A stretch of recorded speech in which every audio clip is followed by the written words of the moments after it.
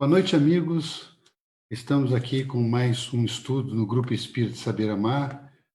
Aqui Carlos Malab, Jussara Malab e Marco Gandra, nesta noite, onde vamos dar continuidade ao estudo do Livro dos Espíritos e pedimos então a Jussara para fazer a prece de abertura do estudo de hoje. Boa noite, amigos. Convido vocês para que possamos unir os nossos pensamentos, levando ao nosso Mestre amado Jesus o agradecimento por tudo que estamos vivenciando e como estamos vivenciando.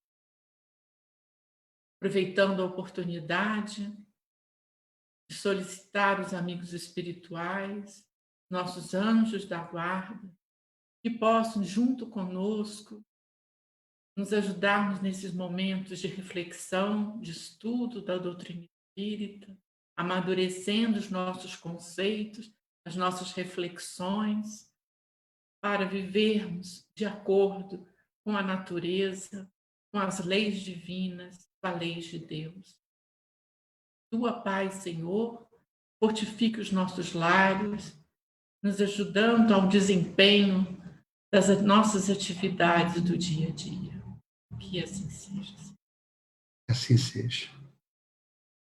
O tema de hoje, que está na parte quarta do Livro dos Espíritos, no capítulo 1º, que trata das penas e os gozos terrestres, ele é sobre um tópico que a humanidade tem se debatido há muitos e muitos milênios. Desde que o homem é homem, nós temos debatido sobre esse tema. É sobre o temor da morte. E Kardec foi pincelando os assuntos nesse capítulo para trazer aqueles aspectos que trazem tanto felicidade ou infelicidade aqui na Terra. E o temor da morte é um temor presente em todas as civilizações, em todas as épocas da humanidade. E esse temor, na verdade, nós vamos ver como os espíritos respondem às questões colocadas por Kardec, está ligada ao não entendimento completo desta realidade nova, que é a realidade do mundo espiritual. Essa realidade é uma realidade que não consegue ser vista, não consegue ser tocada. Por isso, muitas vezes, ela é considerada como não existente, ou como sendo o futuro do homem após a vida ou nada, o que nós sabemos não é realidade. A doutrina espírita vem esclarecer isso, vem abrir os campos, vem mentais, intelectuais, a essa nova realidade, ao entendimento desse mundo, da nossa vida após a morte. E fica bem claro nesse estudo que a preocupação que a espiritualidade teve em todas as obras, por exemplo, do André Luiz, de colocar explicações ao homem encarnado, sobre o que se passa depois da vida física. E a naturalidade que existe na transição entre o plano físico e o plano espiritual. Então, todas as obras de André Luiz comentam sobre isso. E nas obras de Chico Xavier nós vamos encontrar muitos e muitos exemplos, como, por exemplo, o livro Voltei, que mostra isso em detalhes. Então, existe também enfoque de quem fica e quem parte. Né? De quem parte para o mundo espiritual, na desencarnação, na, entre aspas, conhecida morte, e aqueles que ficam aqui na Terra, sentindo saudades, se buscando contato com aqueles que partiram. E ainda, em muitos casos, sem entender essa partida, ficam até desesperançosos, não entendendo que os nossos parentes, nossos entes queridos que partem dessa vida para outra, para a vida espiritual, que é a verdadeira vida do espírito, vão, em determinado momento, se encontrar conosco mesmo, porque nós mesmos também partiremos para para esse novo campo da evolução do espírito. Então, esse é o tema de hoje, temor da morte. Por isso que até preparamos, aderente a esse tema, uma questão que é: de onde vem o temor da morte? Nós vamos entender isso durante o estudo. No final, a gente volta até com uma frasezinha, umas explicações de Chico Xavier sobre esse assunto. Aguardem que vão ser os últimos slides aqui da noite. Primeiro slide, a gente sempre coloca um slide de Emmanuel, nos dando a explicação que faz um contexto geral do estudo da noite, uma explicação que aborde todos os aspectos. E o Emmanuel tem a capacidade maravilhosa, como tem os espíritos superiores, como ele é um espírito superior, de síntese, de colocar em poucas palavras aquilo que contém todo o ensinamento que poderíamos falar aqui por horas. Essa é a capacidade de Emmanuel. Por isso, sempre trazemos um texto dele no começo. E esse texto, nós vamos pedir para a Jussara ler, que está no livro Mais Perto. Né? E coloca: a morte é o retrato da vida. A verdade revelará na chapa da memória as imagens que tiverdes criando, sustentando e movimentando no campo da existência. Mais sucinto é E revelador, né? É isso. Então, o que a gente pode logo no início, né, pegar nas letras que Emmanuel coloca para a gente? A morte é o retrato da vida. Então, ele coloca a morte e a vida não como duas coisas distintas, mas uma coisa única, né? Ou seja, a morte é a consequência, é a segmento da vida e vice-versa, né? É um movimento contínuo. A doutrina espírita nos dá essa luz para que a gente possa entender que é um ciclo, né, de experiências na vida encarnada e na morte a gente vivencia espiritualmente. Então, o retratos quer dizer a maneira como você vive é a maneira que vai ser a sua morte. Por isso que diz, é o retrato. Né? Não tem coisas distintas, ela é a consequência, né, de como você lida com a sua vida, como encara a sua vida, em perspectiva que você se posiciona na vida. Você fica se lamentando só a sua vida do passado, ou você tem expectativas de futuro, né? Você põe a vida em si, movimenta a vida em si, a sua morte é uma coisa, a nossa morte será uma coisa consequente da vida. Por isso que ele coloca como se fosse um retrato, né? Como se fosse uma moeda com os dois lados. Uma está interagindo com a outra. E aí, quando ele fala da memória, são registros que a gente, das nossas experiências em vida, que vamos carregar em espírito para a nossa desencarnação, como em espírito.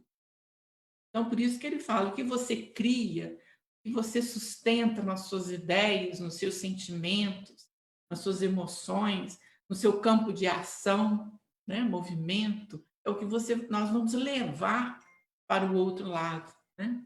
da experiência em espírito. Então, a qualidade que damos à nossa vida em si é que vai definir a qualidade de como vamos nos desencarnar. É a sequência, né? É natural que isso e quanto mais a gente pensar na linha encarar a linha da natureza, observar a natureza, né? O início da infância, a juventude, a maturidade e como se diz, né? a fase idosa, é um cíclico da natureza.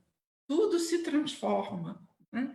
Então, quando a gente se coloca, trava, que aí nós vamos ver mais na frente, né? O medo da morte é que nos paralisa, né? E que nós vamos ver aí mais adiante. A imagem que Emmanuel usa é muito própria, né? Porque ele colocou retrato. Retrato é uma imagem, né? É como você colocou, é um instante que mostra como que é a vida, né?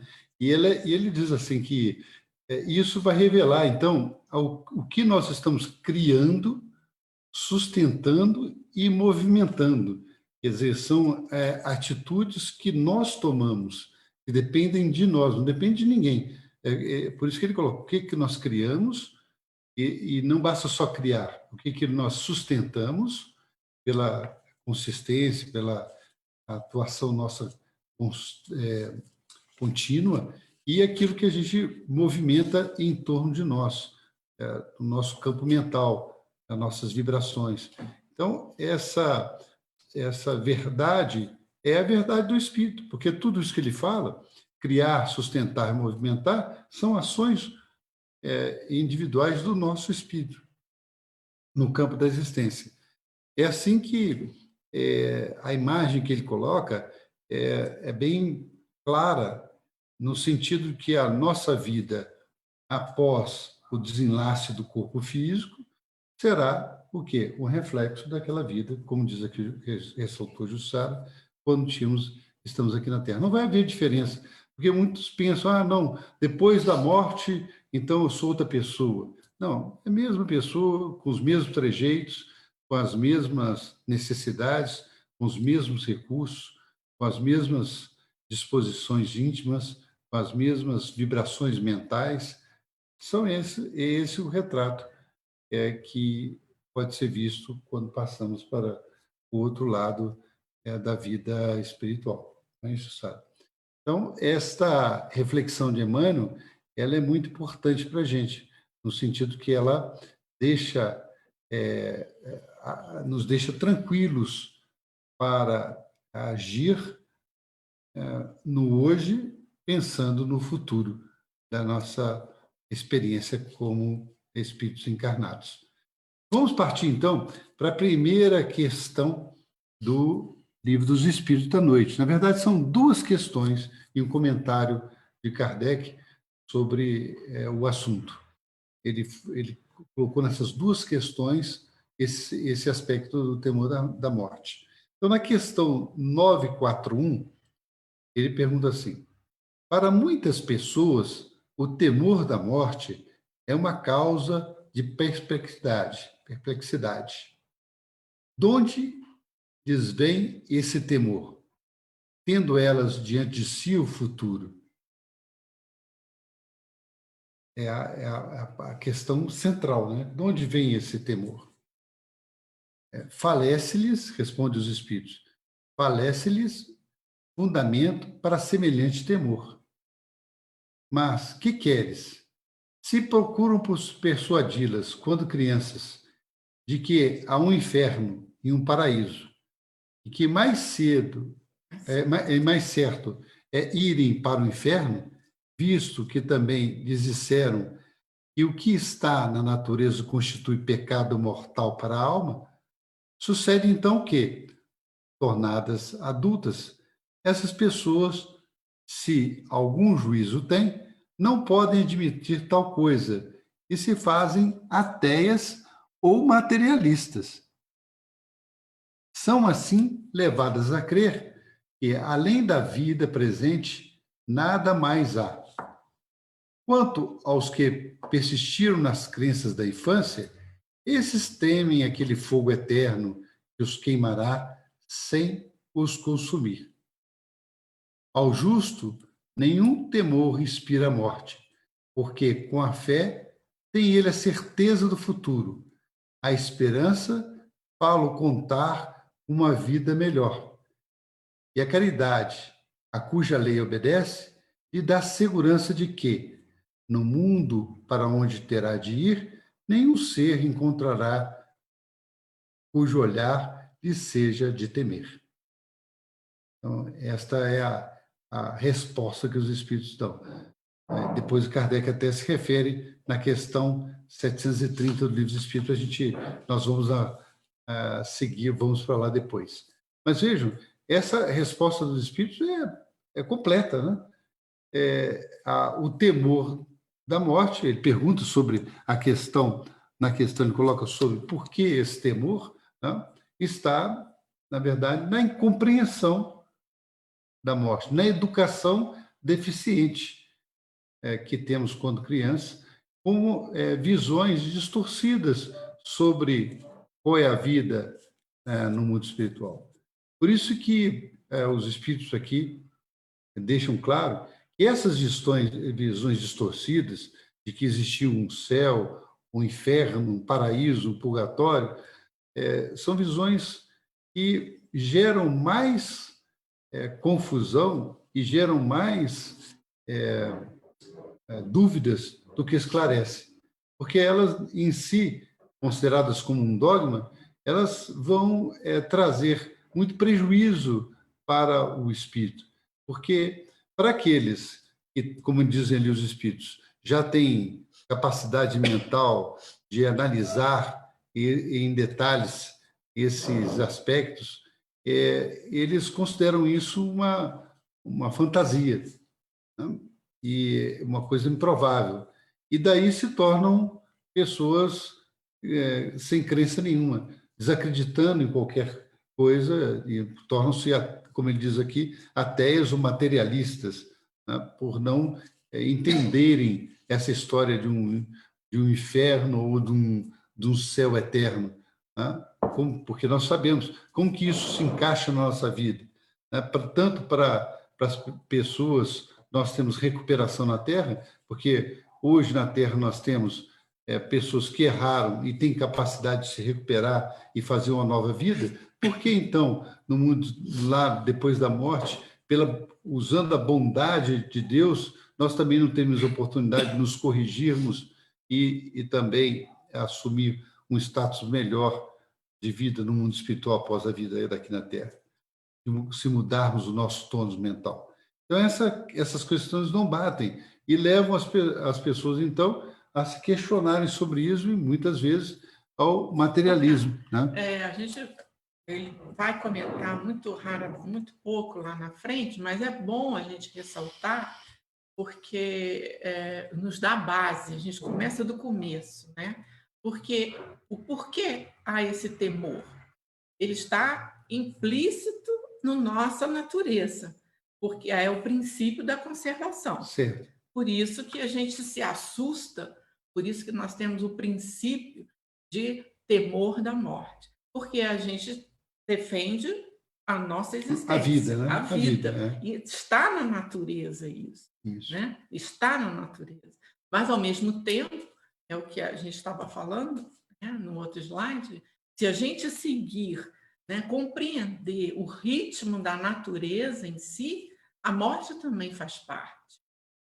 Então, a princípio, existe a conservação, a gente tem esse temor para quê? Para que a gente também não perca a vida com leviandade. Né? Mas desde o começo da humanidade, existe a mediunidade. Então, quem está encarnado, né, quem está naquela vida, consegue, muitas vezes, ver aqueles que já partiram. Né? Alguns conseguem não só ver, mas falar, ouvir o que eles falam. Isso não é característica da doutrina espírita, não é característica do homem, do ser humano. E isso, em todas as épocas da humanidade, nós tivemos esses fatos. Muitas vezes essas pessoas foram consideradas feiticeiras, bruxos, pitonisas, ou o que for.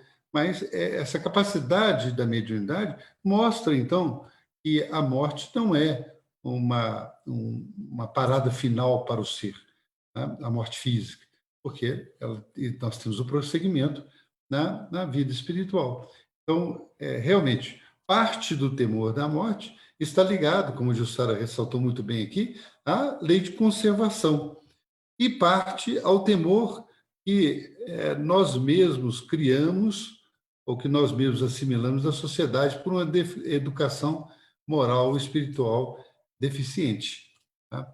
Por isso que Kardec deu oportunidade com a sua pergunta para que os espíritos esclarecessem que a vantagem de se crer além da vida está em entender não só a existência no mundo espiritual, mas em entender a sua relação com o mundo corporal e saber de que nós temos a capacidade, através da nossa ação aqui na Terra, de melhorarmos nossas disposições lá no mundo espiritual, de melhorarmos a nossa chegada lá no mundo espiritual. E ele dá a chave, ele mostra qual que é a chave, que dá a segurança para isso. Ele fala ali que é a caridade.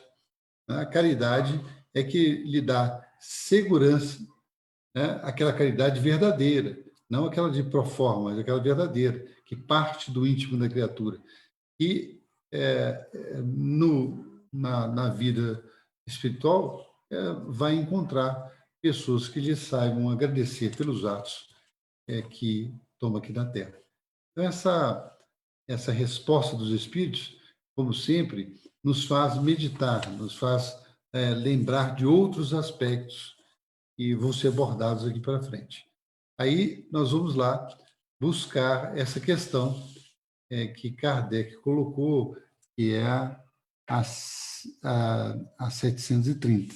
Mas antes, vamos ver o comentário que ele faz sobre o assunto. O homem carnal, mais preso à vida corpórea do que à vida espiritual, tem na terra penas e gozos materiais. Sua felicidade consiste na satisfação fugaz de todos os seus desejos. Sua alma constantemente preocupada e angustiada pelas vicissitudes da vida se conserva numa ansiedade e numa tortura perpétua. A morte o assusta, porque ele duvida do futuro e porque tem de deixar no mundo todas as suas afeições e esperanças. Então, Kardec comenta aí para a gente, né, refletir que o homem carnal ele se prende muito mais à vida corpórea. É claro, é resultado, né? Estamos aqui experimentando. O que é palpável, o que está, né, toda a sensibilidade dele consegue ver. Né? A vida corpórea. Mas o que nos traz esse pânico, esse temor, é o medo. Né? É o medo de não mais existir. Né? É o medo dessa culpa de ter céu e inferno.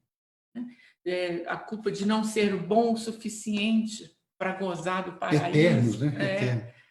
Para gozar do paraíso, um paraíso que é demonstrado para a gente em que você fica entediado até, né? É um paraíso inerte. Então, é tudo um desconhecido. Na verdade, a gente tem muito mais medo do desconhecido, né, do que da morte em si, porque ela faz parte da nossa natureza. Então, como é o que a gente estava falando, vendo no primeiro slide. A maneira como você vê a vida vai ser a sua desencarnação. Se você, e que Kardec comenta aí, se você se prende demasiadamente às questões corpóreas, apenas para os gozos materiais, sua alma está presa aos princípios materiais apenas. Mas se você compreende que as atividades materiais, profissionais, sempre com um objetivo maior, um objetivo do bem comum, né? Que envolve o que o Carlos estava falando sobre a caridade, a fraternidade. Então, todas as nossas atividades, seja ela profissional, social, religiosa, todas aquelas atividades materiais, mas que têm como objetivo a promoção do bem espiritual, da alma de cada um, da importância do ser humano, ela nos traz conforto quando há a chegada à nossa hora de desencarnação, porque tudo é uma coisa só. Mas se você vive a vida muito mais presa ao corpo material, claro que quando ela é decepada, você vai sentir muito mais medo, muito mais pavor.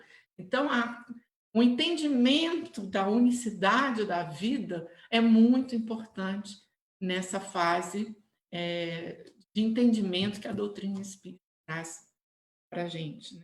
E acreditarmos muito mais, né? Outro dia eu estava lendo um texto de um psicólogo que ele fala, quando ele lida com o medo da morte com os seus pacientes idosos, né? Ele vê nitidamente aquelas pessoas que ficam presos na sua adolescência, na sua juventude, né? Ou na sua infância, ela tem muito mais medo da morte, né? Não consegue ver o seu futuro, né? Do que aquele que ele coloca, vive a vida, né? E vendo, tem muito mais expectativa como o Carlos estava falando, né? De colaborar com o próximo, colaborar com o movimento em comum, ver a passagem dela com muito mais naturalidade. Então, ele deixa bem claro ali, o fato é que a morte o assusta porque ele duvida do futuro e porque tem de deixar no mundo todas as suas afeições e esperanças, né? Ele deixa bem claro Na verdade, esse não, você leva com você, as afeições são suas, É. as esperanças são suas, é inerente à alma, você leva junto. Por isso que Kardec vai mostrar agora o outro lado. Ele comenta o outro lado agora. Ele fala assim: o homem moral que se colocou acima das necessidades factícias criadas pelas paixões, já nesse mundo experimenta gozos que o homem material desconhece. A moderação de seus desejos lhe dá ao espírito calma e serenidade, ditoso pelo bem que faz. Não há para ele decepções, e as contrariedades lhes deslizam por sobre a alma, sem nenhuma impressão dolorosa deixarem. Quer dizer, aí Kardec abre o nosso raciocínio para entender esse outro lado, né, que é do homem moral. No primeiro, ele falou do homem material, né, no homem carnal, que a Jussara acabou de comentar. Nesse, agora, ele fala do homem moral, que entende que a vida aqui na Terra é transitória, até porque isso é uma questão de observação. Se nós formos observar, nós vamos ver que o mundo vai se renovando, né? As pessoas vão deixando a Terra e depois retornam para a reencarnação, mas o mundo vai se renovando. Então, o homem moral, ele supera as questões, o apego às questões materiais, né? O apego às questões transitórias, e busca a ligação com algo superior, busca uma ligação com algo perene, com algo que vai lhe dar calma e serenidade, que é a realidade da vida espiritual. E para a realidade, entendendo isso, entende que, por exemplo, quando nós desencarnamos, não levamos nada de material aqui dessa vida. Levamos, como a gente já destacou aqui no slide anterior, levamos as nossas conquistas morais, levamos os recursos que nós temos, a felicidade que nós cultivamos, né? A família que nós soubemos educar, né? Todos esses aspectos são aspectos que vão dar a serenidade, a calma ao espírito. Então, ele se sente o quê? Ditoso. Mas não é aquela serenidade, a calma, até comentado aqui, que é passiva, como se a gente estivesse ali vendo o sofrimento dos outros sem agir. Os espíritos superiores, eles trabalham muito. Trabalham porque isso lhes sustenta, porque isso lhes dá alegria, porque isso os torna ditosos. Trabalham pelo bem daqueles que estão em posição de sofrimento, mas uma posição inferior à sua, de evolução, de compreensão da vida espiritual e da vida moral. Então, é assim que as contrariedades, as decepções, não tem mais pega naqueles que conseguem se desvincular disso, porque eles não deixam que esses sentimentos entrem dentro de si. Aquilo que nós temos que construir, aquilo também que nós temos que montar para nós, não deixar que esses sentimentos façam ninho na nossa mente, façam casa no nosso cérebro. Então, essas são as questões que vão cada vez deixando o espírito mais feliz, mais completo, porque mesmo os espíritos superiores, que veem toda a dor na Terra e trabalham para amenizar essa dor, eles sabem entender o degrau evolutivo que cada um de nós está. Então, eles não nos forçam a tomar decisão, eles não nos forçam, eles orientam, né? Eles não nos forçam um caminho A ou B, eles nos orientam sobre o melhor caminho a seguir, mas o nosso livre-arbítrio é que decide para onde nós iremos e como iremos agir. Então, esse aspecto que Kardec colocou é uma explicação de por que o homem moral ele teme pelo lado da conservação, porque desejamos sempre ficar mais tempo na Terra para aproveitar mais tempo a reencarnação que nós temos e para podermos usar os nossos recursos por mais tempo junto aos nossos familiares. Porque, como sempre, tem dois lados, aquele da retenção daquilo que nós temos aqui na Terra, físico, mas também moral, né? E aquilo que nos completa do outro lado. E quantos relatos, e quantos relatos nós vemos de espíritos que, quando desencarnam, vão se encontrar com seus parentes que já partiram para o mundo espiritual e são recebidos amorosamente por esses parentes, por esses amigos todos que o precederam no caminho para a vida espiritual. Eu lembro muito da minha mãe, né, Carlos? Ela é espírita, no leito de morte, e ela brincava comigo que tinha muito medo da morte. Eu não sei se eu vou morrer, se eu não vou. E eu brincava com ela. Mãe, quando você acordar e você me ver, você está aqui comigo. Você está viva. Quando você acordar e ver meu irmão, que já está desencarnado, você morreu. Então é simples assim. Já partiu para o outro lado da vida. Né? As afeições continuam. Né? Isso. Vamos ver agora a questão 730. Aqui Kardec se referenciou, é mais de um slide. Uma vez que a morte nos faz passar a uma vida melhor, nos livra dos males desta, tendo, pois, mais de desejar do que temer. Porque ele tem o homem instintivamente tal horror que ela lhe é sempre motivo de apreensão. Diz, responde. Já dissemos que o homem deve procurar prolongar a vida para cumprir a sua tarefa. Tal o motivo porque Deus lhe deu um instinto de conservação, instinto que o sustenta nas provas. A não ser assim, ele muito frequentemente se entregaria ao desânimo. A voz íntima que o induz a repelir a morte lhe diz que ainda pode realizar alguma coisa pelo seu progresso. A ameaça de um perigo constitui aviso para que se aproveite da dilação que Deus lhe concede. Mas ingrato o homem rende graças mais vezes à sua estrela do que o seu Criador. Então, ele coloca na primeira estrofe, né, falando o que a gente tinha mais ou menos a ideia, né? O instinto de conservação é aquele que nos avisa quanto os perigos da nossa existência, né? E o porquê, então, da preservar. Nós temos a obrigação de preservar a nossa vida, né?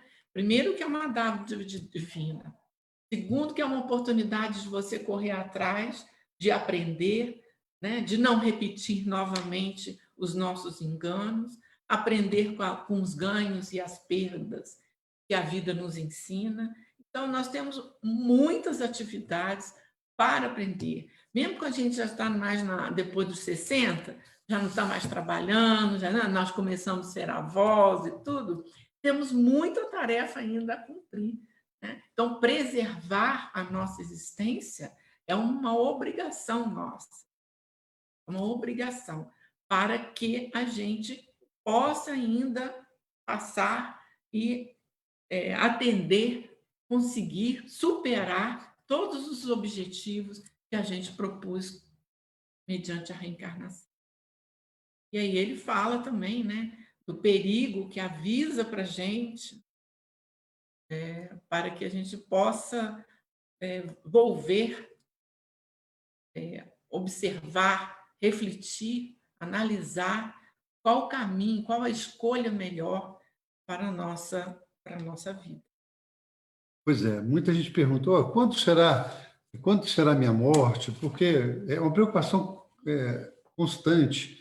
Nós, inclusive, tivemos aqui um estudo feito há 4 meses atrás, em julho desse ano, 2020, nós fizemos um estudo que tem esse objetivo. Foram dois estudos, 2 noites, onde nós fomos analisar se é determinado o gênero e a época da nossa morte. Então, quem tiver interesse, recomendamos que vá aí no portal Saber Espiritismo, no nosso portal, e lá vão pegar esses estudos que já passaram, mas que entra nesse enfoque que Kardec e que o Emmanuel também estuda profundamente. Mas mostra, só lembrando esse aspecto da morte, né, mostra que nós não temos que nos preocupar se a morte vai chegar hoje ou amanhã. Nós temos que nos preocupar em aproveitar a nossa existência para nos prepararmos adequadamente para quando ela vier. E essa questão do desenlace, muitos perguntam quando será, ele é programado também. É programado antes, quando reencarnamos, já programamos as nossas experiências aqui na Terra, os marcos maiores da nossa vida, inclusive o desencarne. E se o Emmanuel esclarece, se esse desencarne se dá por uma doença prolongada, por um acidente imprevisível, por circunstâncias inesperadas, tudo isso foram questões programadas por nós. Né? Quando ocorre pelo nosso desleixo, pela nossa desatenção, pela nossa imprevidência, aí sim nós podemos estar assumindo responsabilidades com relação à nossa vida. Mas esta questão da conservação é um ponto que deixa uma explicação clara sobre a necessidade e o porquê que Deus colocou em cada um de nós esse anseio constante pela vida. Para quê? Para saber valorizar a experiência aqui na Terra. Então, vamos seguir para a próxima questão, que é a 942. Pessoas não haverá que acham tanto banais esses conselhos para ser feliz na Terra, que neles vejam o que chamo de lugares comuns, sediçosas de verdades, e que digam que, afinal, o segredo para ser feliz consiste em saber cada um suportar a sua desgraça? Veja, Kardec vai perguntar aquilo que A gente ouve muito, que é cada um suportar a sua desgraça e não reclamar, não, e também se conformar com ela. Os Espíritos esclarecem um outro enfoque para isso. Ele diz assim: há as que isso dizem, em grande número, mas muitas se parecem com certos doentes, a quem o médico prescreve a dieta. Desejariam curar-se, sem remédios, e continuando a apanhar indigestões. Quer dizer, ele colocou de uma forma educada, né, figurativa, a nossa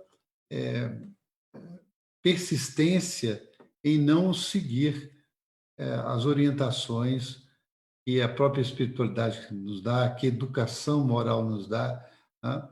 Porque o remédio, como ele coloca o médico, o remédio, são a nossa, como disseram os Espíritos na questão anterior, são a nossa compreensão da vida verdadeira e nosso preparo aqui para, através do nosso desapego dos bens terrenos.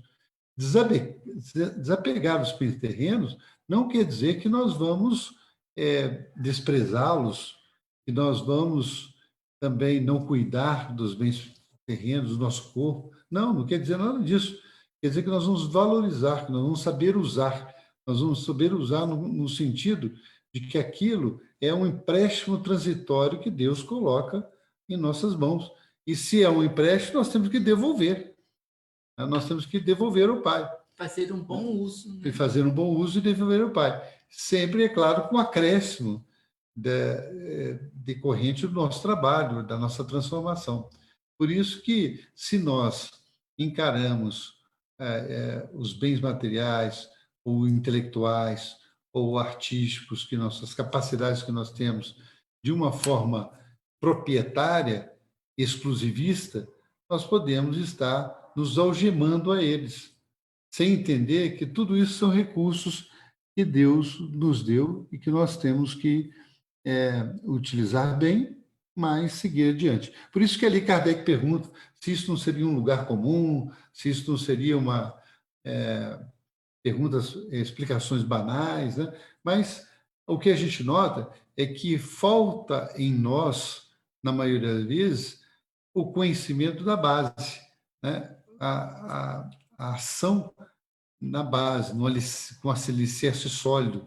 Porque se nós temos esse alicerce sólido nas questões morais, podem vir os problemas, podem vir as dificuldades, podem vir as decepções, e nós saberemos permanecer de pé, saberemos enfrentá-los com paciência, com resignação, e também entendendo que todos os problemas, todas as dificuldades da Terra são para nós experiências, para a nossa evolução.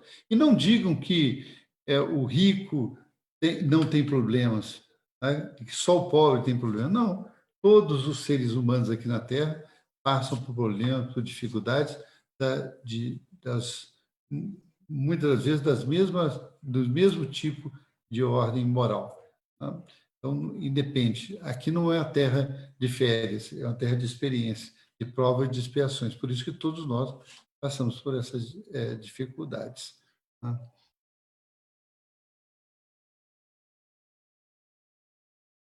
Nós vamos comentar um pouquinho aqui sobre dois casos que estão no livro Obreiros da Vida Eterna, uma obra que recomendamos a todos, uma obra muito rica, onde eles vão tratar sobre desencarnação, além de outros assuntos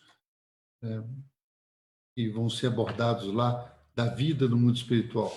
Mas nesse livro em especial, André Luiz vai fazer parte de uma pequena missão à Terra para providenciar o desencarne de algumas pessoas com missões específicas aqui na Terra e com ações em diversos campos religiosos, com diversas experiências.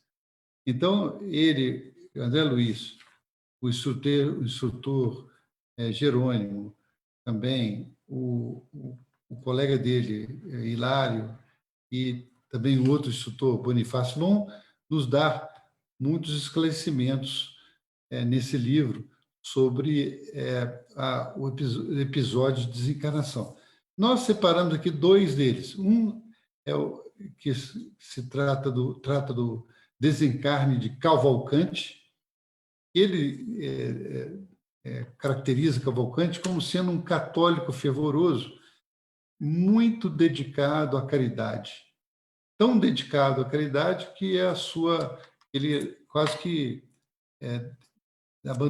que abandonou a família, tão dedicado à caridade, ao auxílio ao próximo. O Cavalcante, ele coloca ele mesmo nos seus pensamentos, refletindo sobre a sua vida, já próximo do desenlace, ele coloca esse sentimento que ele nunca foi ligado à religiosidade dos templos, mas sim à atuação do dia a dia na caridade e junto das pessoas necessitadas. Então, por todo esse trabalho caridoso que o Cavalcante fez, e aí há de se destacar que a espiritualidade não age por religiões, tá? Ele age pela conhecimento da nossa ação no bem, como homens de bem, independente de religião, de qualquer crença. né? O ter ou não ter crença. Então, eles, na lista daqueles que eles iam ajudar no desencarne, estava o Cavalcante. E o Cavalcante, ele manifestou, e por isso nós trouxemos esse trecho, não, o tempo não nos permite entrar em mais detalhes, mas o Cavalcante se mostrou muito resistente ao desencarne. Ele não queria desencarnar de jeito nenhum, mesmo em situações mais difíceis quanto o seu organismo físico. Então, eles vão visitá-lo no hospital, né, e atendê-lo no hospital, onde ele já estava numa fase final da vida. E aí eu separei um trechinho aqui para a gente analisar sobre esse temor da morte apresentado por esse espírito que manifestava desapego aos bens terrenos, manifestava o desejo da caridade, como os espíritos recomendaram aqui, mas mesmo assim tinha um temor da morte muito grande. Está lá, então, no livro Obreiros da Vida Eterna, Chico Xavier, né, Psicografia de Chico Xavier, do Espírito André Luiz, no capítulo 18. Então, nós colocamos aqui em 2 slides. Embora as condições elevadas em que desenvolver a fé, ignorava as lições do além-túmulo e receava a morte. Estimaria obter a certeza do destino a seguir. A visão mental do inferno, segundo as concepções católicas, impunha-lhe arrepios no espírito exausto. A probabilidade dos sofrimentos purgatoriais enchia-o de temor. Desejava algo de melhor, de mais belo que o velho mundo em que vivera até então. Suspirava por ingressar em coletividade diferente, em que pudesse encontrar corações que pulsarem sintonizados com o dele. Sentia fome e sede de compreensão, de profunda compreensão, mas prejudicado pelos princípios dogmáticos da escola religiosa a que se filiara, repeliam a ação. Foi o que a gente estudou, né? Exatamente. A resposta dos É a espíritos. resposta dos espíritos. Por isso que eu trouxe que está muito aderente esse tópico aí do livro Obreiros da Vida Eterna ao texto e a resposta que os espíritos deram aqui. É claro que o caso é muito longo, né? Vai mostrar sobre o amparo, o desencarne dele, detalhes magníficos aí para o nosso entendimento sobre o processo do desencarne, né?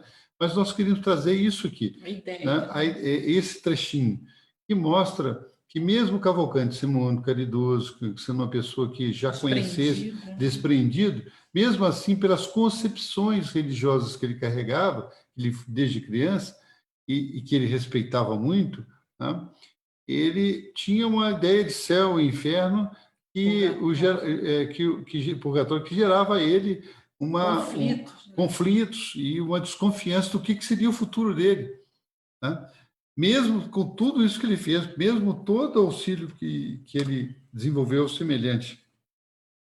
Então, ele tinha essa anseio de estar numa coletividade melhor, uma coletividade que lhe compreendesse, que tivesse em uma mesma faixa de sintonia com ele. Mas ele tinha em si o receio da morte por não saber o que seria o seu futuro. E isso nós encontramos, não é na doutrina, no próprio Evangelho nós encontramos a explicação de Jesus sobre isso, sobre a vida futura, né? Sobre a necessidade de nos prepararmos para estarmos com o Pai. E, nesse sentido, nós entendemos que a morte é a simples transição de corpo, que nós vamos partir para um outro plano. É como se fôssemos fazer uma viagem para um lugar que não tivesse internet, celular, e-mail, carta. Nós estamos indo para um lugar que, fazendo essa viagem para esse local, e lá vamos encontrar com pessoas que não são do convívio, são pessoas sintonizadas conosco na aventura que nós vamos fazer, por exemplo, numa viagem desse tipo, mas que não são as pessoas com que nós convivemos no dia a dia. Então, isso exige de nós uma liberação, exige de nós uma compreensão, que a nossa vida vai permanecer da mesma forma, mas que nós temos que entender que é necessário essa transição, porque ninguém vai ficar aqui para semente, todos nós vamos partir para o mundo espiritual. Então, ele mostra ali que, nesse trabalho do desencarne, todas essas características mostradas dificultavam muito o trabalho dos espíritos para auxiliá-lo, para fazer o processo da desencarnação. Então, no livro, eles vão dar mais detalhes, vão contar a história dele, mas pelo nosso tempo nós não podemos entrar aqui nesses detalhes. Recomendamos a todos irem lá e ver esse caso. O outro caso que nós separamos, também no livro Obreiros da Vida Eterna, é o desencarne de Adelaide. Aí o caso contrário, né? Uma pessoa esclarecida e não tinha o receio da morte, mas tinha um outro tipo de receio, que era o de deixar as suas atividades, deixar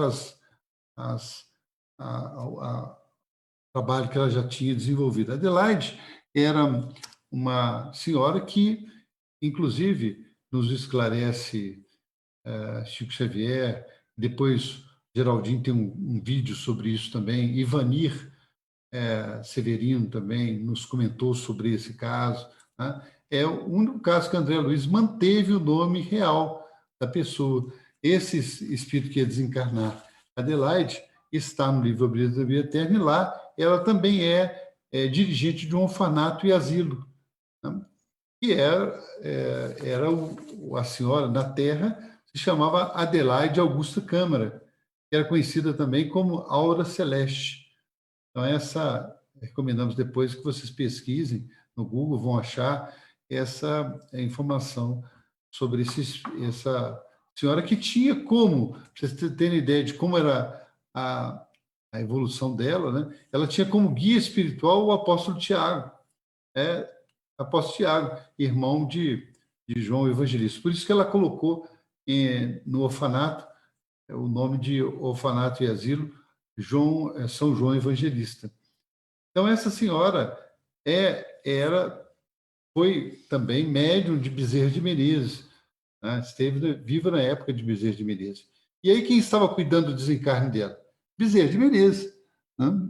Lá no livro, então, Obreiros da Vida Eterna, já no capítulo 19, o caso Cavalcante está no capítulo 18, esse está no capítulo 19. Nós vamos ver aparecer aí o nosso querido Bezerra de Menezes no livro, e ele falando assim para ela: ora, Adelaide, considerou o apóstolo da caridade, que é Bezerra de Menezes, considerado como apóstolo da caridade, morrer é muito mais fácil que nascer. Olha a expressão que ele fez, que ele disse, né? Morrer é muito mais fácil que nascer. Para organizar, na maioria das circunstâncias, são precisos geralmente infinitos cuidados para colocar cada coisa no seu lugar, né? Para desorganizar, contudo, basta por vezes um leve empurrão.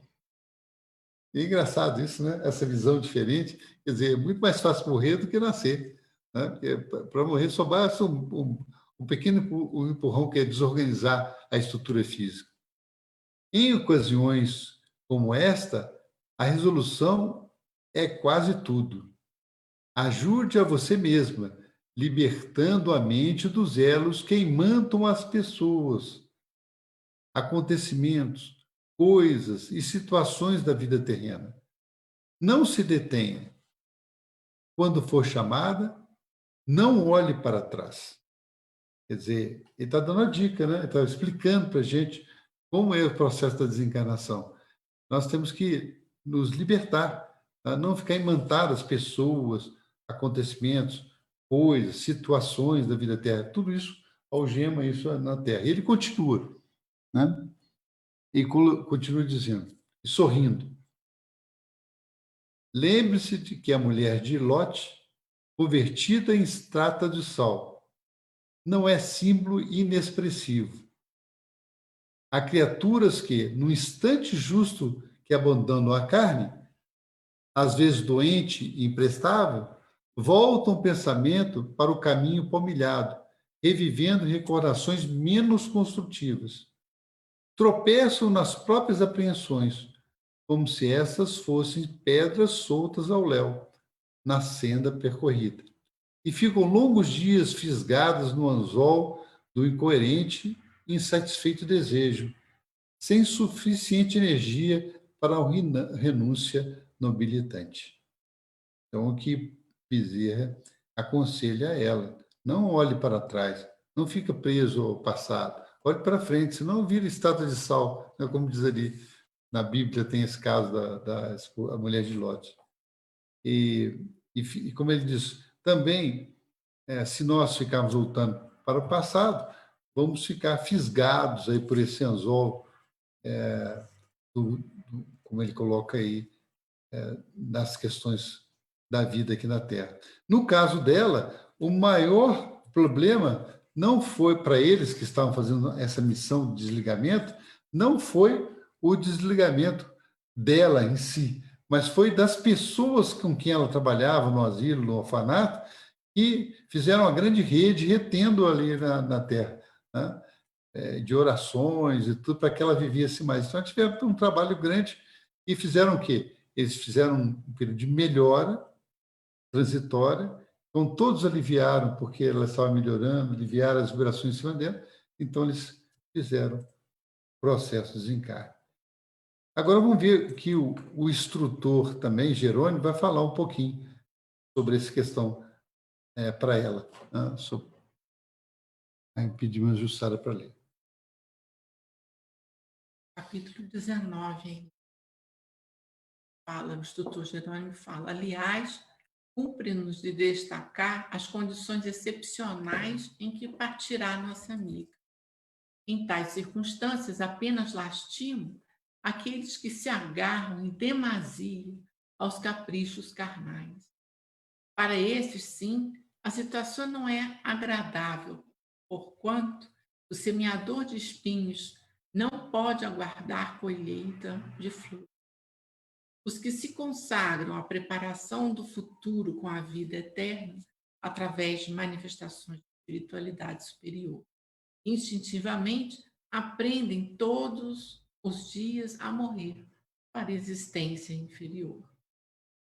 Quer dizer, o instrutor Jerônimo, né, está explicando como que, para ela, né, aí você, mas ela não tinha desencarnado, como estava explicando? É porque, como ela estava bem doente, ela já estava, eles dizem ali no livro, eles contam o caso dela, que ela já era médium, já tinha uma concepção desse desprendimento do corpo físico, ela conseguia se desprender facilmente do corpo físico doente para falar com os amigos espirituais. Tão grande era o equilíbrio que ela conseguiu por anos e anos a fim no entendimento da realidade espiritual, no trabalho da mediunidade, no trabalho da caridade, no auxílio ao próximo, no desprendimento das questões materiais. Então, ela conseguiu esse mérito, e é isso que o instrutor Jerônimo destaca, que ela estava partindo em condições excepcionais por causa dessa atitude aqui na Terra. Então, agora chegamos àquilo que prometemos no início, né? A explicação de Chico Xavier, que está no livro Dos Hippies aos Problemas do Mundo, é um livro de entrevistas, né? E Chico Xavier, então, com o auxílio também de Emmanuel, no item 18, né? Ele traz esse comentário à pergunta que o jornalista vai fazer para ele. O jornalista pergunta assim: o homem teme a morte, porque julga o fim de tudo. Mas para o Espiritismo, a morte é o renascimento.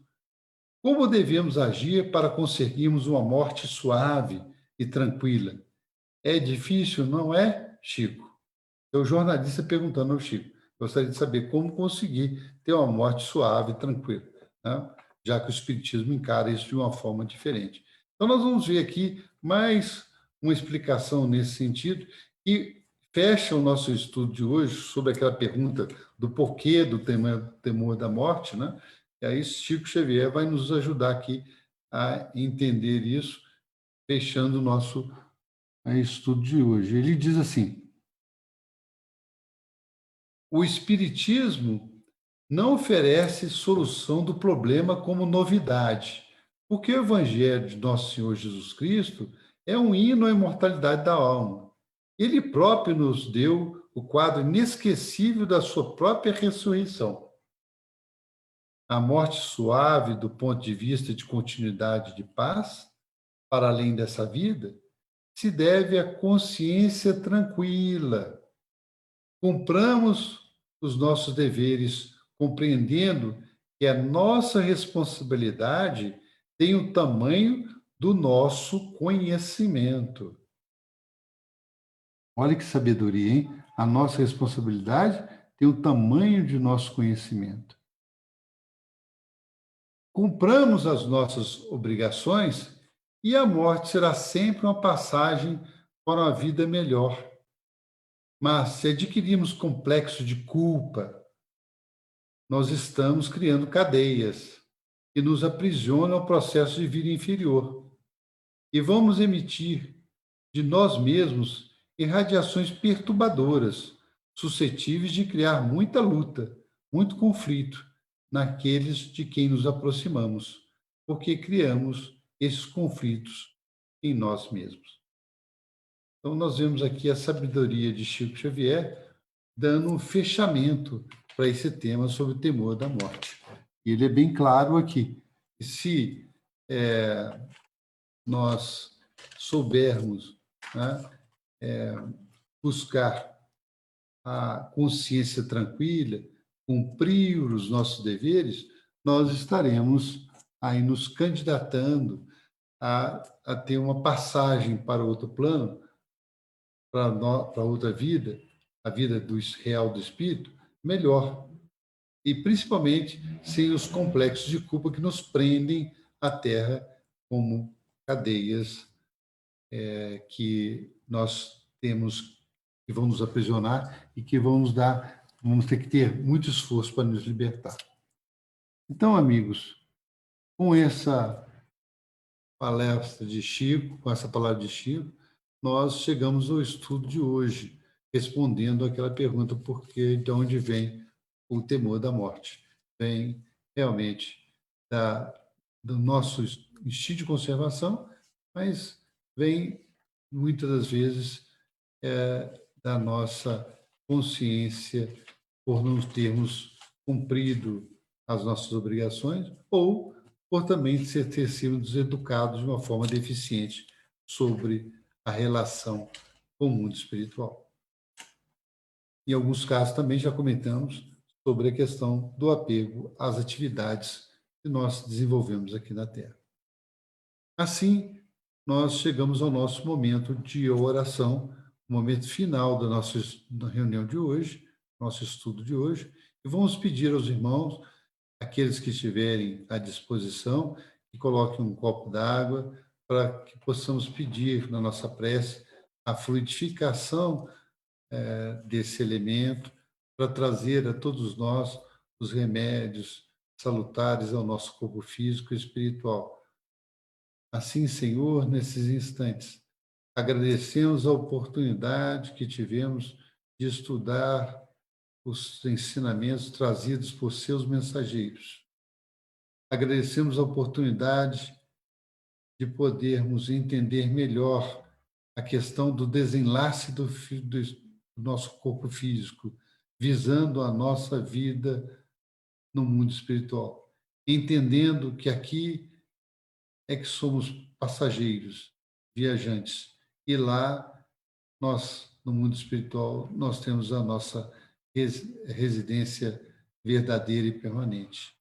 Que possamos, Senhor, saber utilizar os dons que Tu colocaste em nossas mãos para semear o bem, para semear a concórdia, para semear a paz, e que, com resignação, saibamos enfrentar as dificuldades, os obstáculos e todos os sofrimentos que muitas vezes partem em nossa porta. Assim, Senhor, pedindo o teu amparo, pedindo o teu auxílio, lembramos de ti com as vibrações de carinho e de amor. Esteja conosco, Senhor, hoje, agora e sempre, que assim seja.